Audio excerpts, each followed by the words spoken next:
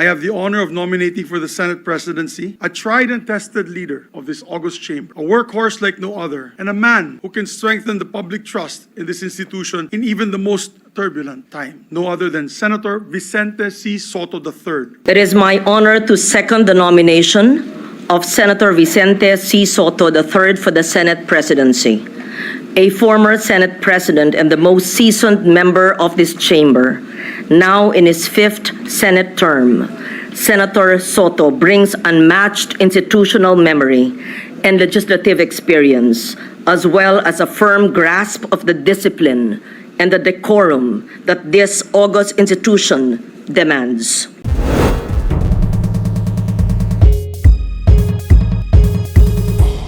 Mr. President, esteemed colleagues, throughout the years, many extraordinary senators have graced this august chamber.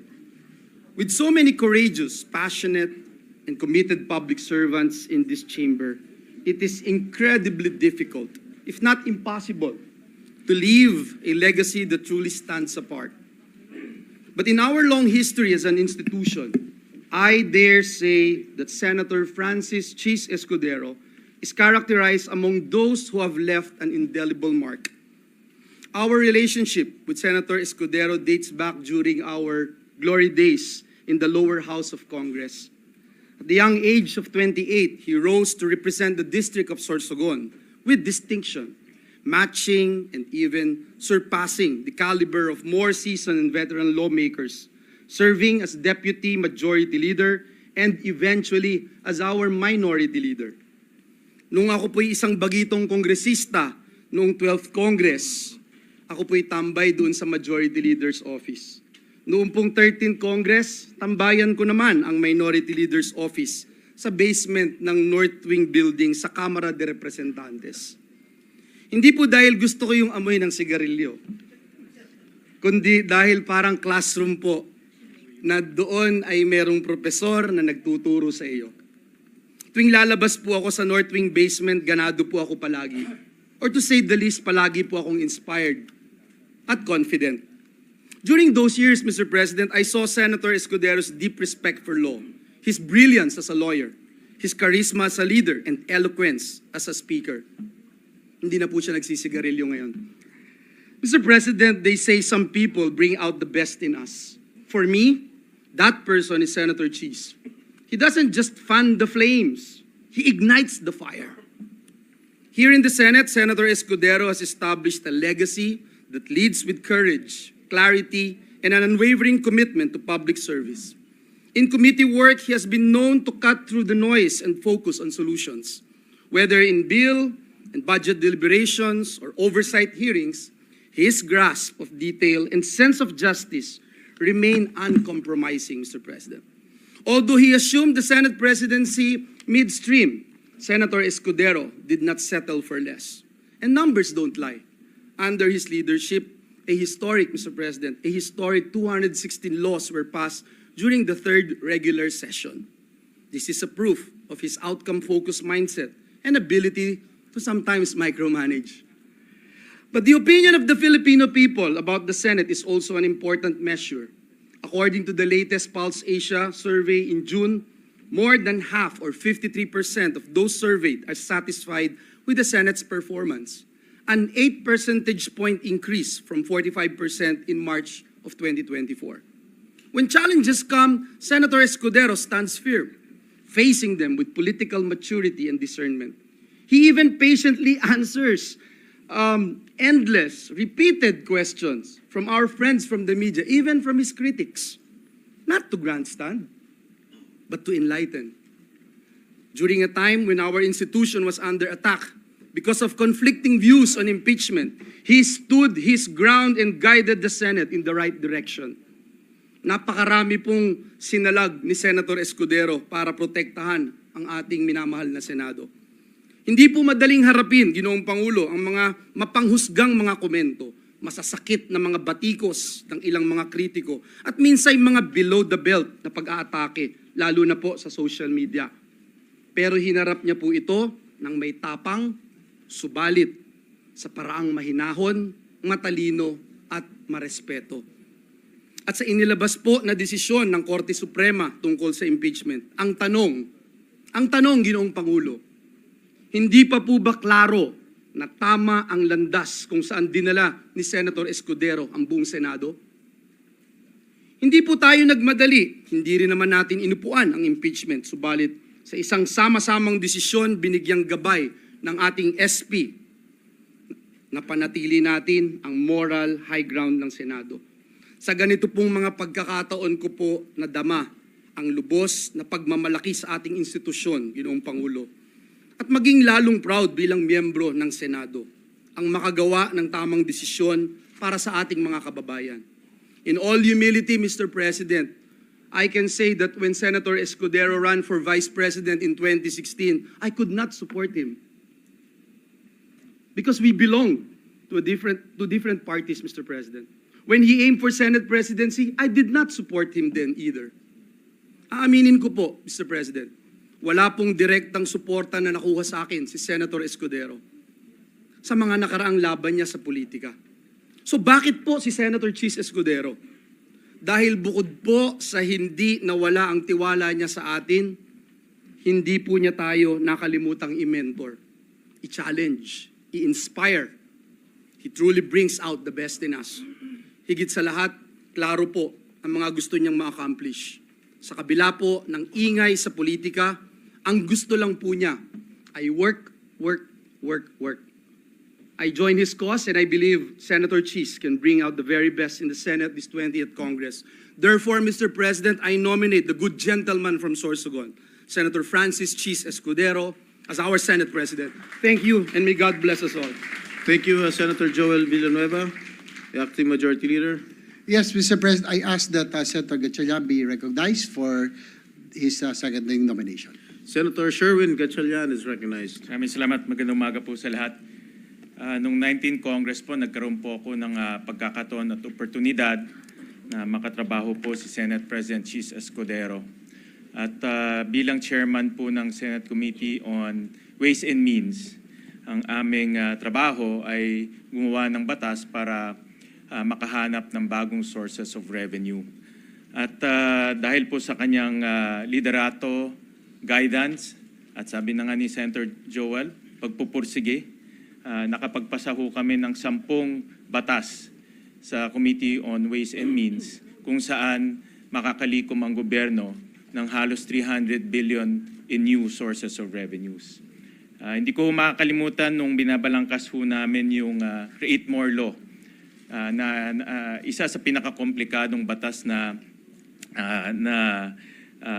hinawakan po ng Senate Committee on Ways and Means.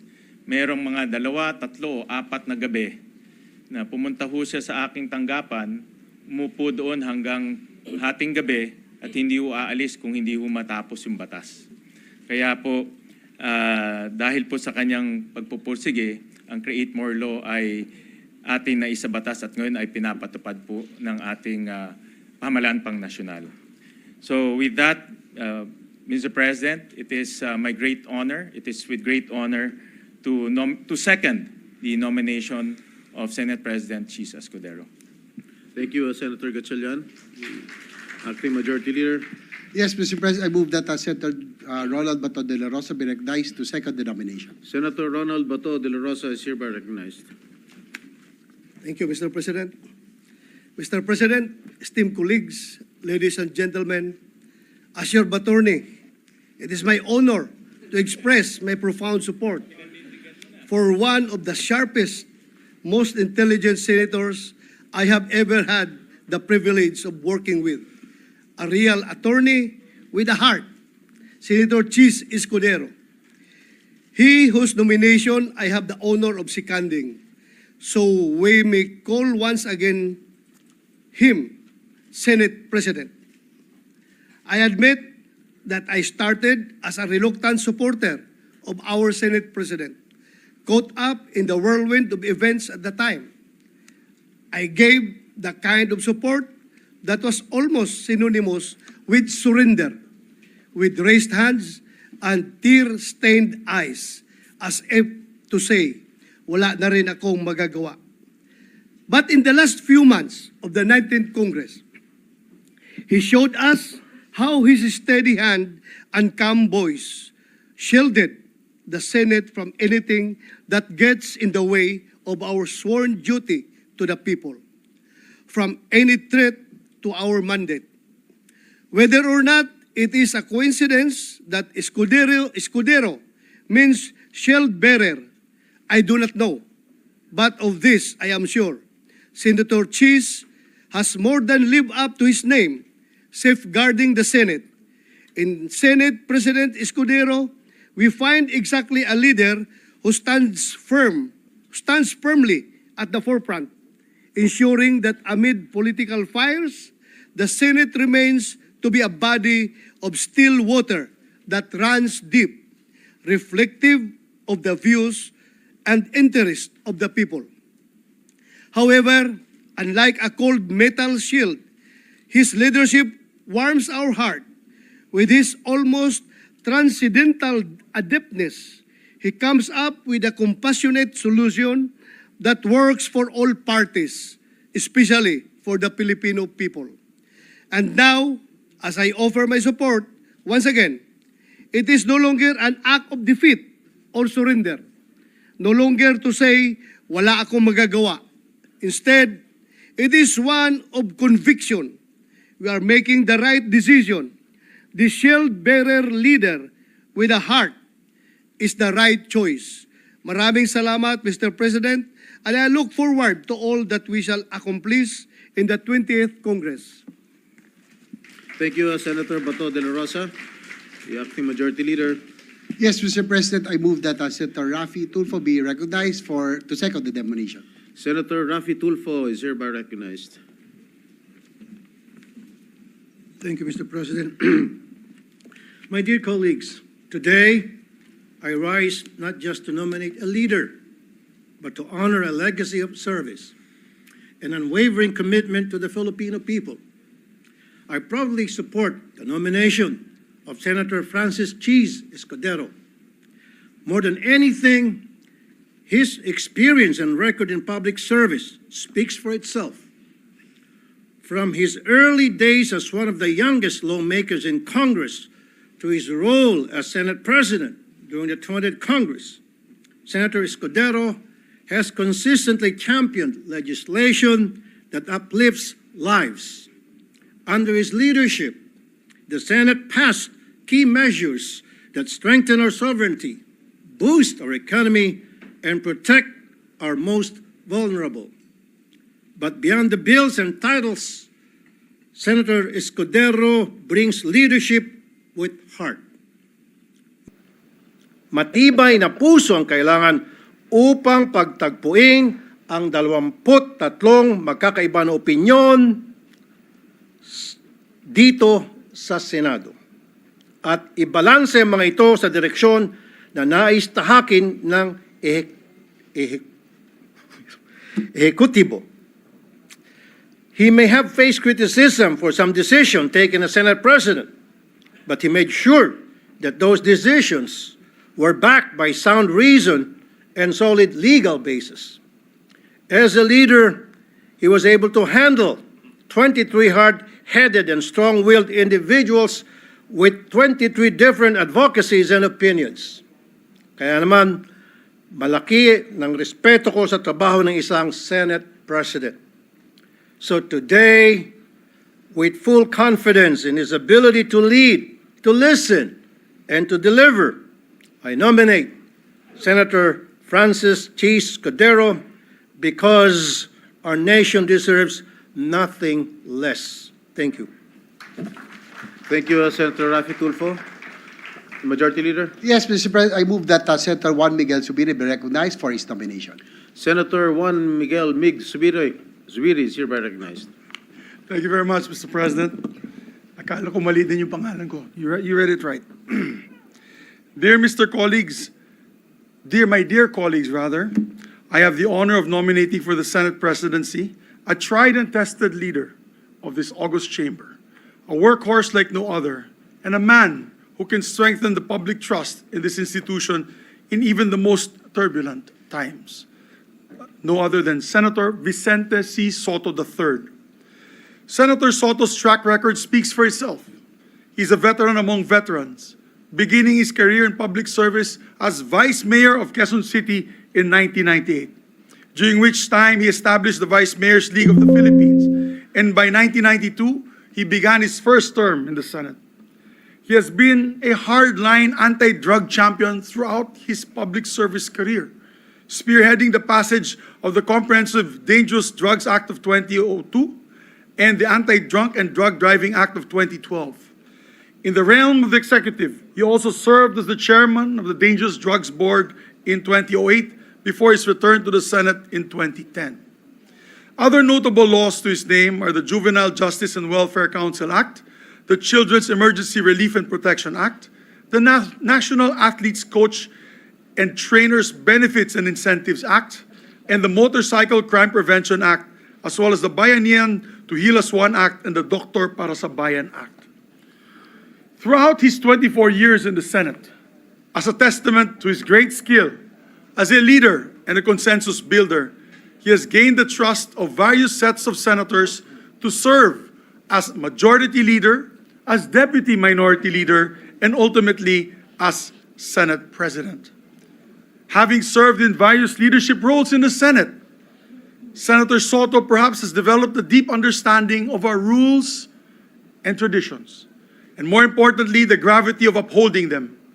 He does not just know our rules inside out, he also knows what chaos and instability will ensue if we fail to honor them.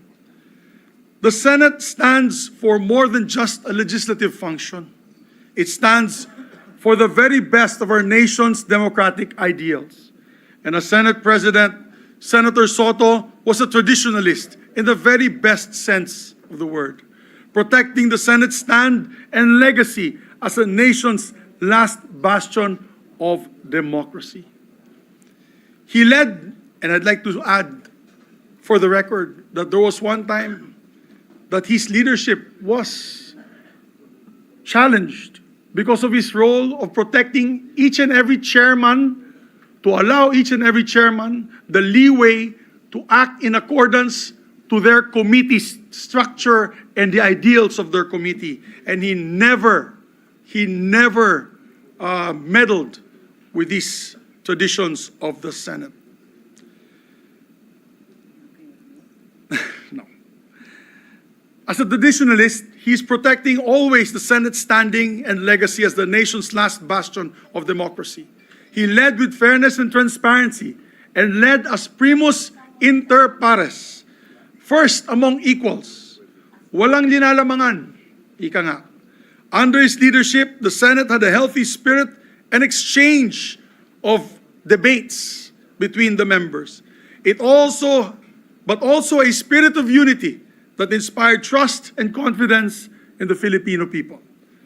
As his majority leader during his term as Senate President, I have seen firsthand his commitment to this institution and how he led by example. For instance, he was always present and on time, walang absent. If there's anyone in this institution that claimed the perfect attendance, it is him as well since the start of his legislative career, together with myself since 1998. I guess with him it's 1992. To show his commitment to the institution as a legislator, he led definitely by example.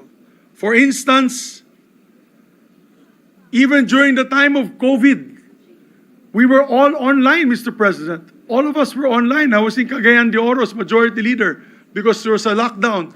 Senator Sotto, Mr. President, was present all the time in the session floor, in the exact podium where the presiding officer is sitting right now.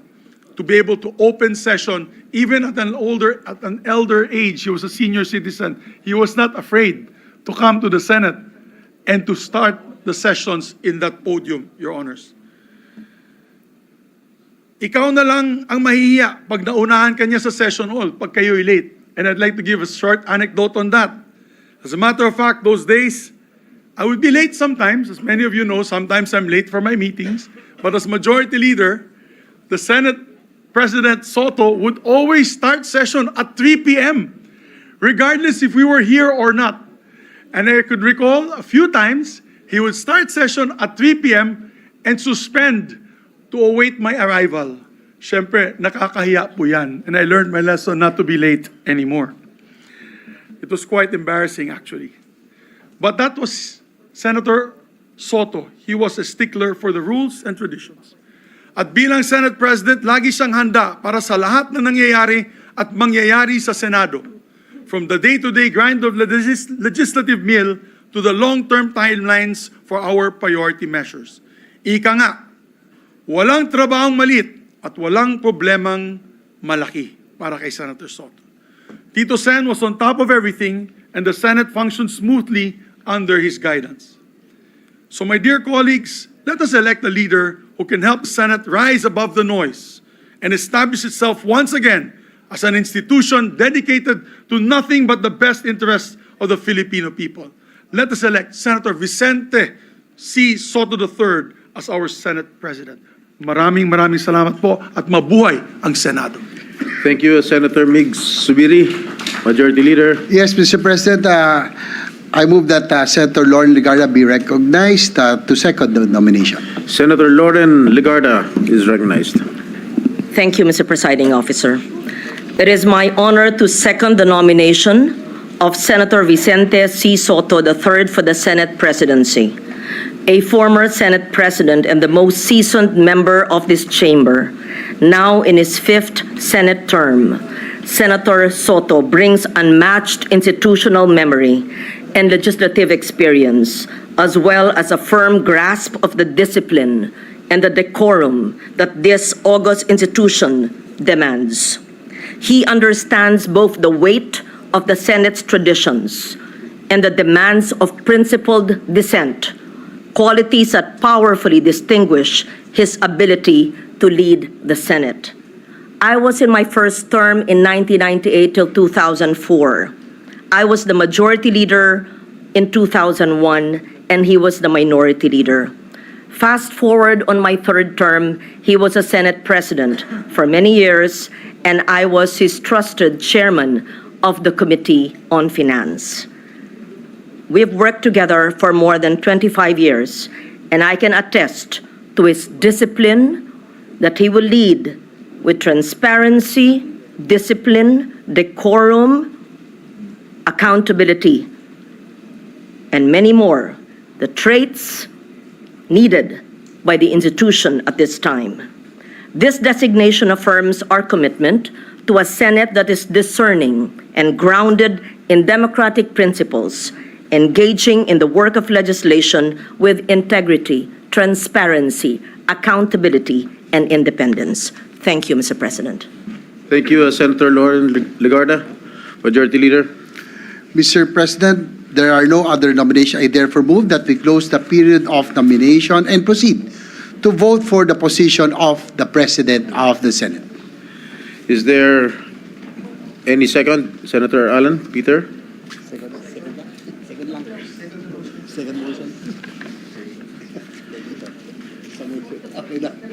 Is there any objection? There being none, the motion is approved. We shall now proceed to vote. Roll call vote, the Honorable Senator Aquino, Senator Cayetano Alan, Senator Cayetano Pia, Senator De La Rosa, Senator Escudero, Senator Ejercito, Senator Estrada, Escudero. Senator Gatchalian, Senator Go, Senator Hontiveros, Senator Lacson, Senator Lapid, Senator Legarda,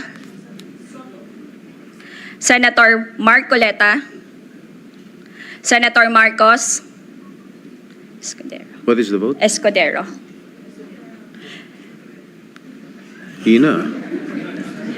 Escudero. Ba't mahina? Senator Padilla, Senator Pangilinan, And I'd like to explain my vote after the voting.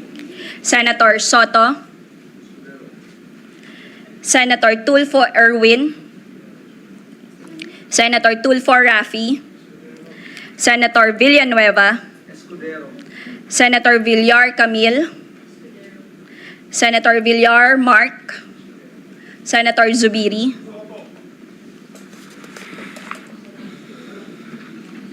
Escudero, ha?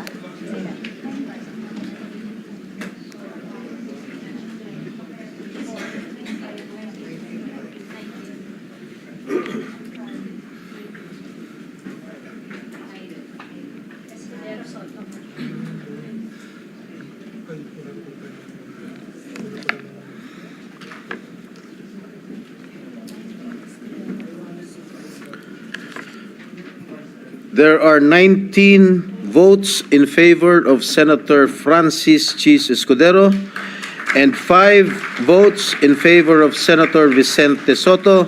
Senator Francis Chis Escudero is therefore elected President of the Senate. Senator Francis Pangilinan. Thank you, Mr. President. Congratulations to Senate President Escudero, maybe. Mr. President, fellow senators, please allow me to explain my vote.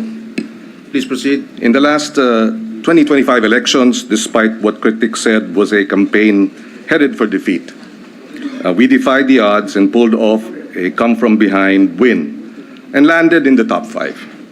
Starved of much-needed resources, our ragtag team of mostly volunteers fought tooth and nail, tao sa tao, mano a mano, house to house, SOCMED account by SOCMED account. It was a bruising, hard-fought victory, and we campaigned daily for over 6 months throughout the country under one banner. Pababain ang presyo ng bigas at pagkain, palakasin ang hanay ng magsasaka, mangingisda at agrikultura. It is a banner I know well. For over 15 years now, I have carried it in the legislative branch as chairperson of the Agriculture Committee from 2010 to 2013, and then again from 2016 to 2017. In 2014 and 2015, I carried it more forcefully in the Executive Department as Food Security Secretary, heading the critical agencies such as, and namely, National Food Authority, National Irrigation Administration, Philippine Coconut Authority, and the Fertilizer and Pesticide Authority. In a period of just 1 year during our stint, with the full backing of former President Aquino, we won a major battle for the Filipino people. Panalo ang kababayan natin dahil natigil natin ang pagtaas ng presyo ng bigas at napababa pa ito ng hanggang 3 piso kada kilo sa loob lamang ng 1 taon. From 2014 to 2015, we brought down rice inflation nationwide from 15% to 0.8%, running after smugglers, hoarders, cleansing the bureaucracy and corruption in the NFA rice supply management, among others, that led to a savings of 7 billion pesos of government rice imports. By September 2015, we effectively managed rice prices, and nationwide inflation was at its lowest in 20 years. Kaya kung maalala natin ng ating mga kababayan, noong mga panahon na yun, maraming nabibili ang 500 piso at 1,000 piso sa palengke. Mababa, pinakamababang inflation. It is in this context that my decision to align with the majority and with the support of the majority of our colleagues secure the chairmanship of the Senate Agriculture Committee. We are facing our nation is facing a food crisis, and high prices of food have led to unprecedented hunger incidents as well as unprecedented stunting among our children. I'm not a political ally of the administration, but my 15 years experience in the agri and food sector, both in the legislative and executive branches, tells me that only if the executive and the legislative branches work together can we effectively bring down food prices and address hunger and food inflation. Nagawa na natin noon, at kung magbigay ng buong suporta ang ating Pangulo, magagawa natin ulit ngayon. Finally, in my 18 years as senator, I have seen Senate presidents come and go. I have seen majority and minority blocs dissolved periodically. I have witnessed political alignments rearranged and reconfigured repeatedly. But what is long-lasting, what has permanence, what has stability and certainty are the landmark pieces of legislation marshaled by effective, experienced, and dedicated chairpersons of Senate committees that enact into law and enacted into law that have a direct, meaningful, and lasting impact in the uplifting of the lives of millions of our kababayans.